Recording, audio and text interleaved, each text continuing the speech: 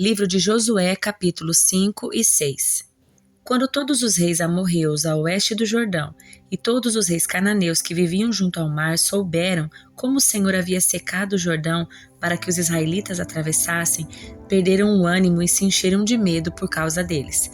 Naquela ocasião, o Senhor disse a Josué: "Prepare facas de pedra e circuncide esta geração de israelitas."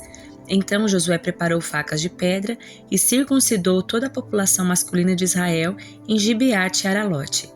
Josué teve de circuncidá-los porque todos os homens com idade suficiente para ir à guerra quando saíram do Egito haviam morrido no deserto. Todos os que saíram haviam sido circuncidados, mas isso não aconteceu com os homens que nasceram depois da saída do Egito, durante o tempo no deserto. Os israelitas andaram 40 anos pelo deserto até que tivessem morrido todos os homens com idade suficiente para ir à guerra quando saíram do Egito. O povo havia desobedecido ao Senhor, e o Senhor jurou que não os deixaria entrar na terra que ele tinha prometido solenemente nos dar, uma terra que produz leite e mel com fartura.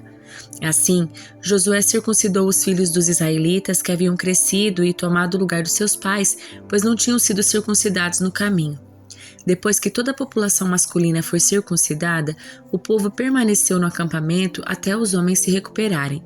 Então o Senhor disse a Josué: "Hoje lancei fora a vergonha da sua escravidão no Egito. Por isso, até hoje aquele lugar se chama Gilgal." Enquanto estavam acampados em Gilgal, na planície de Jericó, os israelitas celebraram a Páscoa ao entardecer do 14º dia do primeiro mês. No dia seguinte, começaram a comer pão sem fermento e grãos tostados produzidos na terra. No dia em que começaram a comer das colheitas da terra, o maná deixou de cair e nunca mais apareceu. Daquele momento em diante, os israelitas passaram a se alimentar do que a terra de Canaã produzia. Quando Josué estava perto da cidade de Jericó, olhou para cima e viu um homem em pé diante dele com uma espada na mão. Josué se aproximou e lhe perguntou: "Você é amigo ou inimigo?" O homem respondeu: "Na verdade, cheguei agora e sou comandante do exército do Senhor." Então Josué se prostrou com o rosto no chão em sinal de reverência e disse: "Que ordens meu senhor tem para mim?" O comandante do exército do Senhor respondeu: "Tire as sandálias, pois o lugar em que você está é santo." E Josué obedeceu. Os portões de Jericó estavam muito bem fechados, pois seus habitantes tinham medo dos israelitas. Ninguém podia sair nem entrar, mas o Senhor disse a Josué: "Eu lhe entreguei Jericó, seu rei e todos os seus fortes guerreiros. Você e seus homens de guerra marcharão ao redor da cidade uma vez por dia durante 6 dias. 7 sacerdotes irão à frente da arca e cada um levará uma trombeta de chifre de carneiro. No 7º dia, marchem ao redor da cidade 7 vezes enquanto os sacerdotes tocam as trombetas. Quando os sacerdotes fizerem soar um toque longo, todo o povo dará um forte grito de guerra. Então cairá um muro da cidade e o povo atacará cada um do ponto onde estiver." Josué, filho de Num, reuniu os sacerdotes e disse: "Levem a arca da aliança do Senhor e escolham 7 sacerdotes para irem à frente dela, cada sacerdote com uma trombeta de chifre de carneiro." Em seguida, ordenou ao povo: "Marchem ao redor da cidade. Os homens armados irão à frente da arca do Senhor." Depois que Josué falou ao povo, os 7 sacerdotes que levavam as trombetas diante do Senhor começaram a marchar, avançando e tocando os instrumentos. A arca da aliança do Senhor ia atrás deles. Alguns dos homens armados iam à frente dos sacerdotes que tocavam as trombetas, e outros iam atrás da arca enquanto os sacerdotes tocavam sem parar. Josué ordenou: "Não soltem o grito de guerra. Não digam palavra alguma até que eu lhes dê a ordem. Então, gritem." Assim a arca do Senhor foi levada ao redor da cidade apenas uma vez naquele dia. Depois, voltaram ao acampamento e ali passaram a noite. Na manhã seguinte, Josué se levantou cedo e, mais uma vez, os sacerdotes levaram a arca do Senhor. Os 7 sacerdotes com as trombetas de chifre de carneiro marcharam à frente da arca do Senhor, tocando seus instrumentos. Os homens armados marcharam à frente dos sacerdotes com as trombetas e atrás da arca do Senhor, enquanto os sacerdotes tocavam sem parar. No 2º dia, marcharam ao redor da cidade uma vez e depois voltaram ao acampamento. Fizeram o mesmo por 6 dias. No 7º dia, os israelitas se levantaram ao amanhecer e marcharam ao redor da cidade como haviam feito antes. Dessa vez, porém, Rodearam a cidade 7 vezes. Na 7ª vez, enquanto os sacerdotes faziam soar um toque longo das trombetas, Josué ordenou ao povo: gritem! O Senhor lhes entregou a cidade. Jericó e tudo que há dentro dela serão completamente destruídos como oferta ao Senhor. Somente a prostituta Raabe e os outros que estiverem em sua casa serão poupados, pois ela protegeu os nossos espiões. Não levem coisa alguma daquilo que for separado para destruição, ou vocês mesmos serão completamente destruídos e trarão desgraça ao acampamento de Israel. Toda a prata, todo o ouro e todos os objetos de bronze e de ferro serão separados para o Senhor e deverão ser levados para o seu tesouro. Quando o povo ouviu o som das trombetas, gritou com toda a força. De repente, o muro de Jericó veio abaixo. O povo atacou a cidade, cada um do ponto onde estava, e a tomou. Com suas espadas, destruíram completamente tudo o que havia dentro dela: homens e mulheres, jovens e velhos, bois, ovelhas e jumentos. Josué disse aos 2 espiões: cumpram sua promessa. Vão à casa da prostituta e tirem-na de lá com toda a sua família. Então os homens que haviam espionado a terra entraram na cidade e tiraram de lá Raabe, seu pai, sua mãe, seus irmãos e todos os outros parentes que estavam com ela. Levaram a família toda para um lugar seguro fora do acampamento de Israel. Os israelitas incendiaram a cidade e tudo o que havia dentro dela. Guardaram somente a prata, o ouro e todos os objetos de bronze e de ferro para o tesouro da casa do Senhor. Josué, no entanto, poupou a vida da prostituta Raabe e dos parentes que estavam em sua casa, pois ela escondeu os espiões que Josué tinha enviado a Jericó, e até hoje ela vive no meio de Israel. Naquela ocasião, Josué pronunciou esta maldição: que a maldição do Senhor caia sobre qualquer um que tentar reconstruir a cidade de Jericó. À custa do seu filho mais velho lançará o alicerce, à custa do seu filho mais novo colocará seus portões.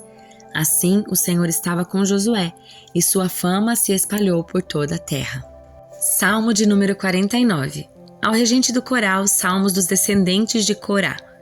Ouçam isto todos os povos, escutem todos os habitantes da terra, toda a humanidade sem exceção, tanto ricos como pobres, prestem atenção, pois minhas palavras são sábias e meus pensamentos cheios de entendimento. Ouço muitos provérbios com atenção e ao som da harpa explico enigmas. Por que terei medo quando vierem as dificuldades, quando os inimigos perversos me cercarem? Eles confiam em seus bens e contam vantagem de suas grandes riquezas, mas não são capazes de se redimir da morte e pagar um resgate a Deus. O preço para resgatar uma vida é altíssimo e ninguém é capaz de pagar o suficiente para viver para sempre e jamais ver a sepultura. Os sábios no fim morrerão, como os tolos e os ignorantes, que deixam toda a sua riqueza para trás. A sepultura é seu lar eterno, onde ficarão para sempre. Dão o próprio nome às suas terras, mas a sua fama não durará. Como os animais, eles também morrerão. Esse é o destino dos tolos, embora sejam admirados pelo que dizem. Como ovelhas, são levados à sepultura, onde a morte será seu pastor. Pela manhã, os justos governarão sobre eles. Seus corpos apodrecerão na sepultura, longe das suas grandes propriedades. Quanto a mim, Deus resgatará a minha vida e me livrará do poder da sepultura. Portanto, não desanimem quando o perverso enriquecer e sua casa se tornar ainda mais luxuosa, pois quando morrer nada levará consigo, sua riqueza não acompanhará ao túmulo. Nesta vida ele se considera afortunado e é elogiado por seu sucesso. Contudo, morrerá como todos os seus antepassados e nunca mais voltará a ver a luz do dia. Os que contam vantagem de suas riquezas nada entendem, como os animais também morrerão. Livro de Atos, capítulo 8. Saulo concordou inteiramente com a morte de Estevão. Uma grande onda de perseguição começou naquele dia e varreu a igreja de Jerusalém. Todos eles, com exceção dos apóstolos, foram dispersos pelas regiões da Judéia e de Samaria. Alguns homens devotos vieram e com grande tristeza sepultaram Estevão. Saulo, porém, procurava destruir a igreja. Ia de casa em casa, arrastava para fora homens e mulheres e os lançava na prisão. Os que haviam sido dispersos, porém, anunciavam as boas novas a respeito de Jesus por onde quer que fossem. Filipe foi para a cidade de Samaria e ali falou ao povo sobre o Cristo. Quando as multidões ouviram sua mensagem e viram os sinais que ele realizava, deram total atenção às suas palavras. Muitos espíritos impuros eram expulsos e aos gritos deixavam suas vítimas. Muitos paralíticos e aleijados eram curados. Por isso houve grande alegria naquela cidade. Um homem chamado Simão praticava feitiçaria ali havia anos. Ele deixava o povo de Samaria admirado e afirmava ser alguém importante. Todos, dos mais simples aos mais importantes, se referiam a ele como o grande poder de Deus. Ouviam-no com atenção, pois durante muito tempo ele os tinha deixado admirados com sua magia. No entanto, quando Filipe lhes levou a mensagem sobre as boas novas do reino de Deus e sobre o nome de Jesus Cristo, eles creram e, como resultado, muitos homens e mulheres foram batizados. O próprio Simão creu e foi batizado. Começou a seguir Filipe por toda parte, admirando-se dos sinais e milagres que ele realizava. Quando os apóstolos em Jerusalém souberam que o povo de Samaria havia aceitado a mensagem de Deus, enviaram para lá Pedro e João. Assim que os dois chegaram, oraram para que aqueles convertidos recebessem o Espírito Santo, pois apesar de terem sido batizados em nome do Senhor Jesus, o Espírito Santo ainda não havia descido sobre nenhum deles. Então Pedro e João impuseram as mãos sobre eles e receberam o Espírito Santo. Simão viu que as pessoas recebiam o Espírito quando os apóstolos impunham as mãos sobre elas. Então ofereceu-lhes também dinheiro, dizendo: "Dê-me esse poder também, para que quando eu impuser as mãos sobre as pessoas, elas recebam o Espírito Santo." Pedro, porém, respondeu: "Que seu dinheiro seja destruído com você por imaginar que o dom de Deus pode ser comprado. Você não tem parte nem direito nesse ministério, pois seu coração não é justo diante de Deus. Arrependa-se da sua maldade e ore ao Senhor. Talvez Ele perdoe esses seus maus pensamentos, pois vejo que você está cheio de amarga inveja e é prisioneiro do pecado." Simão exclamou: "Orem ao Senhor por mim, para que essas coisas terríveis não me aconteçam." Depois de terem testemunhado e proclamado a palavra do Senhor em Samaria, Pedro e João voltaram a Jerusalém. Ao longo do caminho, pararam em muitas vilas samaritanas para anunciar as boas novas. Um anjo do Senhor disse a Filipe: "Vá para o sul, para a estrada no deserto que liga Jerusalém a Gaza." Filipe partiu e encontrou no caminho um alto oficial etíope, o eunuco responsável pelos tesouros de Candace, rainha da Etiópia. Ele tinha ido a Jerusalém para participar da adoração e estava no caminho de volta. Sentado em sua carruagem, lia em voz alta o livro do profeta Isaías. Então o Espírito disse a Filipe: "Aproxime-se e acompanhe a carruagem."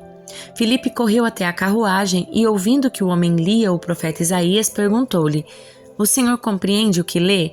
O homem respondeu: "Como posso entender sem que alguém me explique?" E convidou Filipe a subir na carruagem e sentar-se ao seu lado. Era esta a passagem das Escrituras que ele estava lendo. "Ele foi levado como ovelha para o matadouro, como cordeiro mudo diante dos tosquiadores, não abriu a boca. Foi humilhado e a justiça lhe foi negada. Quem pode falar dos seus descendentes, pois sua vida foi tirada da terra?" O eunuco perguntou a Filipe: "Diga-me, o profeta estava falando de si mesmo ou de outro?" Então, Filipe, começando com essa mesma passagem das Escrituras, anunciou-lhe as boas novas a respeito de Jesus. Prosseguindo, chegaram a um lugar onde havia água. Então o eunuco disse: "Veja, aqui tem água. O que me impede de ser batizado?" Filipe disse: "Nada o impede se você crê de todo o coração." O eunuco respondeu: "Eu creio que Jesus Cristo é o Filho de Deus." Então mandou parar a carruagem. Os dois desceram até a água e Filipe o batizou. Quando saíram da água, o Espírito do Senhor tomou Filipe e o levou. O eunuco não tornou a vê-lo, mas seguiu viagem cheio de alegria. Então Filipe apareceu mais ao norte na cidade de Azoto. Anunciou as boas novas ali e em todas as cidades ao longo do caminho até chegar a Cesareia.